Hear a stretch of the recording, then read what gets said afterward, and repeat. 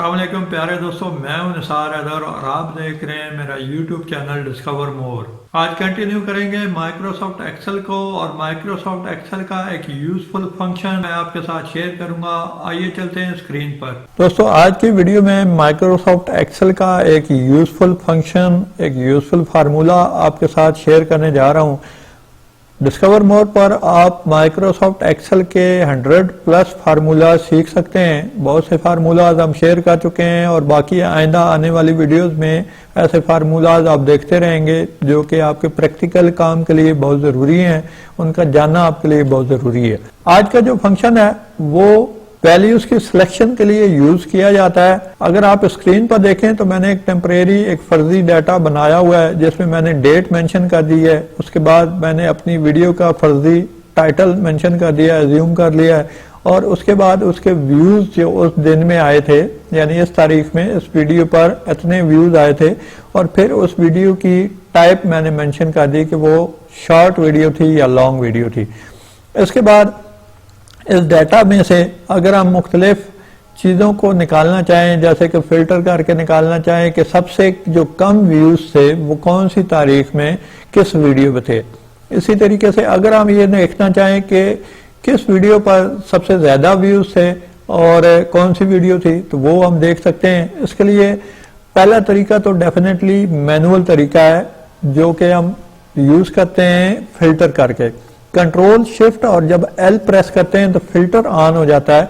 Otherwise आप data के tab में जाकर फिल्टर पर क्लिक करके फिल्टर को ऑन कर सकते हैं। इसी तरीके से फिल्टर ऑफ भी हो जाता है। इस फिल्टर को जब ऑन करके आप व्यूज के कॉलम पर आते हैं तो आपको सबसे जो छोटी वैल्यू है वो पहले नजर आएगी, यानी सबसे जो कम व्यूज थे वो 123 थे, और जो सबसे मैक्सिमम व्यूज हैं वीडियो पे इस डाटा के अंदर मेंशन वो है 1022।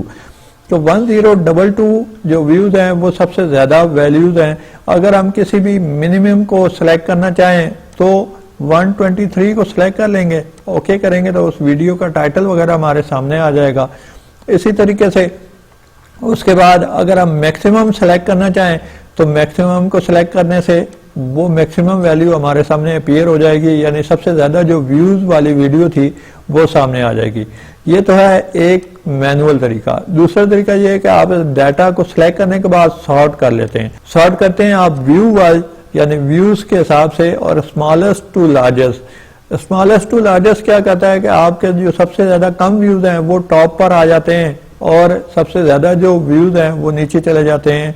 और इस तरीके से आप देख सकते हैं फिजिकली, प्रैक्टिकली नजर आएगा आपको कि सबसे कम व्यूज वाली वीडियो ये है और सबसे ज्यादा व्यूज वाली ये है। लेकिन ये टोटली दोनों मैनुअल तरीके हैं। उसकी वजह यह है कि अगर आपका डाटा बहुत बड़ी तादाद में, बहुत ज्यादा रोज उसमें शामिल हैं, तो इस तरीके से आप मैनुअल चीजें नहीं यूज करते या नहीं कर सकते। अगर आपके बाकी कॉलम भी फिल हुए हैं और उनको आप नहीं छेड़ना चाहते, नहीं डिस्टर्ब करना चाहते, तो इसके लिए आप मिनिमम और मैक्सिमम का फंक्शन यूज करते हैं जो माइक्रोसॉफ्ट एक्सेल में मौजूद है। मिनिमम MIN लेकर आप ब्रैकेट शुरू करते हैं। डाटा को सिलेक्ट करने के बाद आप डाटा की रेंज लेते हैं, यानी न्यूमेरिकल डाटा जिसमें से आपने वो चीज सिलेक्ट करनी है, और ब्रैकेट क्लोज कर देते हैं। ये क्या होता है कि आपका जो मिनिमम वैल्यू है वो आपकी आ जाती है, सबसे छोटी वैल्यू आ जाती है। आपके जो सबसे कम व्यूज थे वो वहां अपीयर हो चुके हैं। इसी तरीके से आप मैक्सिमम अगर वैल्यू देखना चाहें तो मैक्सिमम का फार्मूला आप यूज करते हैं, मैक्सिमम को फंक्शन यूज करते हैं। MAX लेकर इसी तरीके से सेम डाटा को सिलेक्ट करते हैं। डाटा को सिलेक्ट करने के बाद आप ब्रैकेट क्लोज कर देते हैं तो सबसे मैक्सिमम वैल्यू आ जाती है। तो ये तो तरीका था मिनिमम और मैक्सिमम वैल्यू हुआ। लेकिन अगर आपको ये रिक्वायरमेंट नहीं है, आपकी जो रिक्वायरमेंट है वो है फर्स्ट लार्जेस्ट यानी मैक्सिमम वैल्यू, उसके बाद सेकंड नंबर पर जो लार्जेस्ट वैल्यू है वो, उसके बाद थर्ड जो लार्जेस्ट है वो।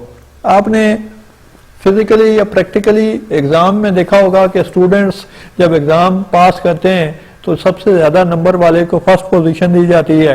इसी तरीके से उससे कम जिसके मार्क्स होते हैं उसको सेकंड पोजीशन दी जाती है।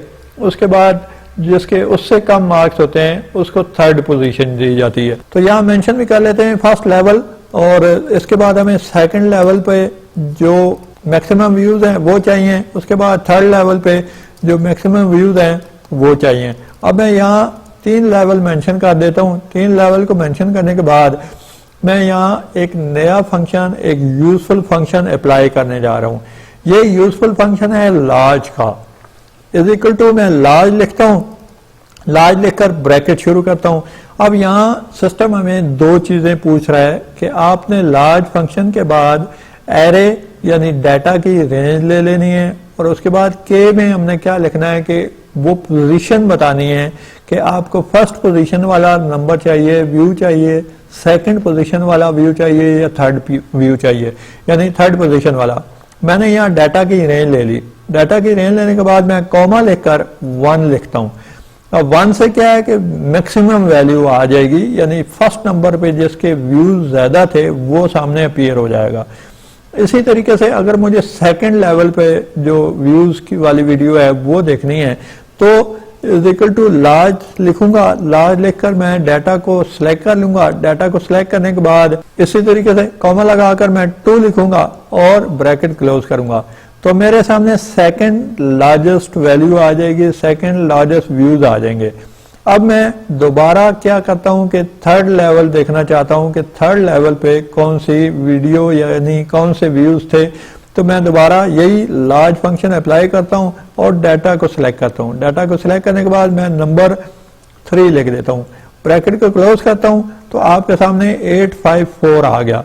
अब ये 3 जो लेवल थे, 3 जो पोजीशंस थी वीडियोस के व्यूज की, वो आपके सामने अपीयर हो चुकी हैं। अब अगर आप देखना चाहें, वेरीफाई करना चाहें कि वाकई फर्स्ट लेवल पे 1022 ही आती है, तो डेफिनेटली मैक्सिमम का फार्मूला भी इस चीज को वेरीफाई कर रहा है। लेकिन आप अगर मैनुअल इसको जाके चेक करें तो 1022 ही फर्स्ट लेवल पे आनी चाहिए। इसी तरीके से सेकंड लेवल पर जो है वो 923 व्यूज आ रहे हैं, तो यहां देखें कि 923 व्यूज जो है वो सेकंड लेवल ही है। इसी तरीके से अगर आप थर्ड लेवल को निकालना चाहें कि थर्ड लेवल पे कितने मार्क्स थे, कितने व्यूज थे, तो 854 थे, थर्ड लेवल पे ये आ गया। इसका मतलब है कि ये पोजीशंस चल रही हैं जिस तरीके से हमने सिस्टम को बताया। सिस्टम ने हमें फर्स्ट वैल्यू, फर्स्ट लेवल के नंबर निकाल के दे दिए, व्यूज निकाल के दे दिए, इसी तरीके से सेकंड लेवल के निकाल के दे दिया, थर्ड लेवल के दे दिए।